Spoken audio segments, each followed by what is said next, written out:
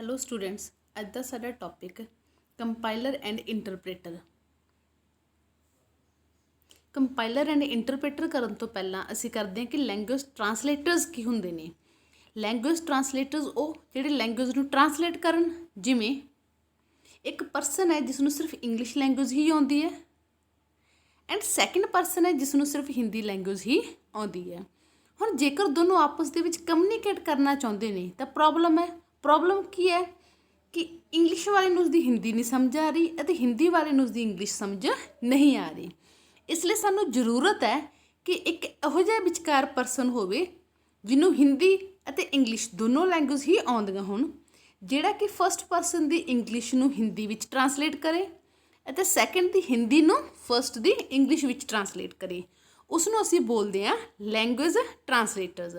ਤਾਂ ਇੱਥੇ ਸੇਮ ਕੰਮ ਤੁਹਾਡੇ ਕੰਪਾਈਲਰ ਅਤੇ ਇੰਟਰਪ੍ਰੇਟਰ ਦਾ ਹੈ, ਦੋਨੋਂ ਹੀ ਲੈਂਗੁਏਜ ਟਰਾਂਸਲੇਟਰਸ ਨੇ।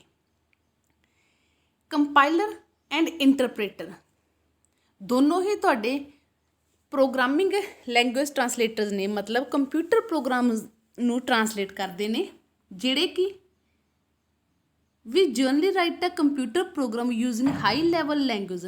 ਸਾਡੇ ਦੁਆਰਾ ਲਿਖਿਆ ਗਿਆ ਜਿਹੜਾ ਪ੍ਰੋਗਰਾਮ ਹੈ ਉਹ ਹਾਈ ਲੈਵਲ ਲੈਂਗੁਏਜ ਦੇ ਵਿੱਚ ਹੁੰਦਾ ਗਾ।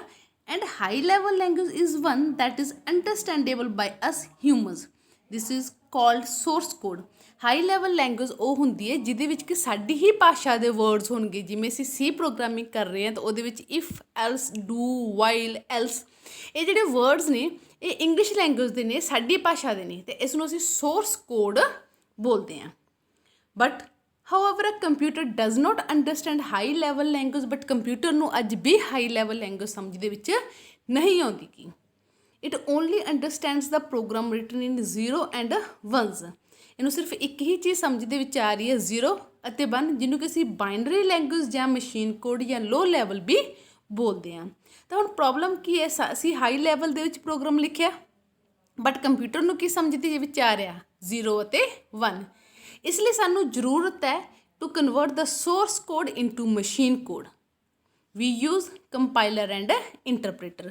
ਤਾਂ ਸਾਡੇ ਹਾਈ ਲੈਵਲ ਲੈਂਗੁਏਜ ਦੇ ਪ੍ਰੋਗਰਾਮ ਨੂੰ ਲੋ ਦੇ ਵਿੱਚ ਕਨਵਰਟ ਕਰਨ ਦੇ ਲਈ, ਜਾਂ ਕਹਿ ਲਓ ਮਸ਼ੀਨ ਦੇ ਵਿੱਚ ਕਨਵਰਟ ਕਰਨ ਦੇ ਲਈ, ਅਸੀਂ ਯੂਜ਼ ਕਰ ਰਹੇ ਹਾਂ ਕੰਪਾਈਲਰ ਐਂਡ ਇੰਟਰਪ੍ਰੇਟਰ।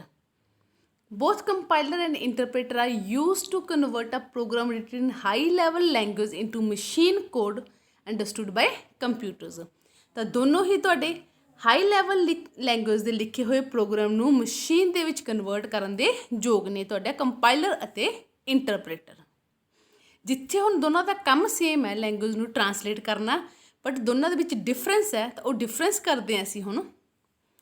ਸਭ ਤੋਂ ਪਹਿਲਾਂ Compiler scan the entire program and translate it as a whole into the machine code।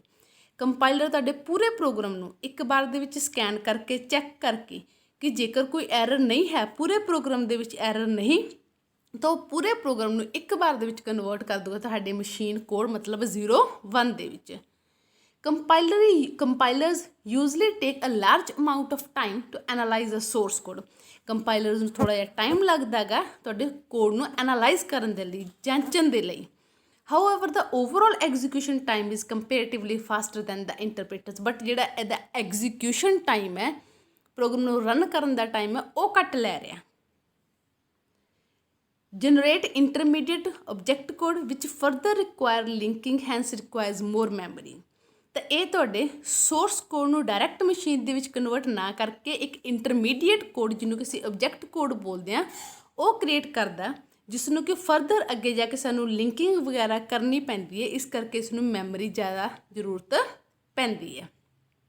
ਤੁਹਾਡੀਆਂ ਪ੍ਰੋਗਰਾਮਿੰਗ ਲੈਂਗੁਏਜ ਜਿਵੇਂ C++, ਤੁਹਾਡੀਆਂ ਦੋਨੋਂ ਲੈਂਗੁਏਜ ਹੀ ਕੰਪਾਈਲਰ ਯੂਜ਼ ਕਰਦੀਆਂ ਨੇ। ਜਾਵਾ ਲੈਂਗੁਏਜ ਵੀ ਤੁਹਾਡੀ ਕੰਪਾਈਲਰ ਯੂਜ਼ ਕਰਦੀ ਹੈ, ਬਟ ਜਾਵਾ ਇਹੋ ਜਿਹੀ ਲੈਂਗੁਏਜ ਹੈ ਜਿਸ ਦੇ ਵਿੱਚ ਕੰਪਾਈਲਰ ਅਤੇ ਇੰਟਰਪ੍ਰੇਟਰ ਦੋਨੋਂ ਹੀ ਯੂਜ਼ ਹੁੰਦੇ ਨੇ। ਹੁਣ ਅਸੀਂ ਕਰਦੇ ਹਾਂ interpreter.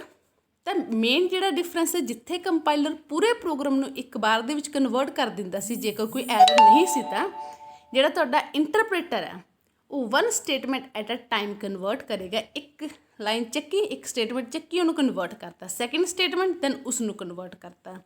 Interpreter usually take less amount of time to analyse the source code. ਤੁਹਾਡੇ ਇੰਟਰਪ੍ਰੇਟਰ ਐਨਾਲਾਈਜ਼ ਕਰਨ ਦੇ ਲਈ ਤਾਂ ਪ੍ਰੋਗਰਾਮ ਨੂੰ ਘੱਟ ਸਮਾਂ ਲੈਂਦੇ ਨੇ, but overall execution time is comparatively slower than compilers. But ਇਹਦਾ ਐਗਜ਼ੀਕਿਊਸ਼ਨ ਟਾਈਮ ਜ਼ਿਆਦਾ ਹੁੰਦਾ ਗਾ ਤੁਹਾਡੇ ਕੰਪਾਈਲਰਸ ਦੇ ਕੰਪੈਰੀਜ਼ਨ ਦੇ ਵਿੱਚ। No intermediate object code is generated, hence are memory efficient. ਇਹ ਕੋਈ ਇੰਟਰਮੀਡੀਏਟ ਕੋਡ ਮਤਲਬ ਆਬਜੈਕਟ ਕੋਡ ਨਹੀਂ ਕ੍ਰੀਏਟ ਕਰਦਾ, ਇਸ ਕਰਕੇ ਇਹਨੂੰ ਕੋਈ ਬਹੁਤੀ ਜ਼ਿਆਦਾ ਮੈਮਰੀ ਦੀ ਲੋੜ ਨਹੀਂ ਪੈਂਦੀ। ਤੁਹਾਡੀਆਂ ਪ੍ਰੋਗਰਾਮਿੰਗ ਲੈਂਗੁਏਜ ਜਿਵੇਂ ਜਿਹੜੀਆਂ ਸਕ੍ਰਿਪਟਿੰਗ ਲੈਂਗੁਏਜ ਨੇ, ਜਿਵੇਂ ਜਾਵਾ ਸਕ੍ਰਿਪਟ, ਪਾਈਥਨ, ਇਹ ਲੈਂਗੁਏਜ ਤੁਹਾਡੀਆਂ ਇੰਟਰਪ੍ਰੇਟਰ ਨੂੰ ਯੂਜ਼ ਕਰਦੀਆਂ ਨੇ।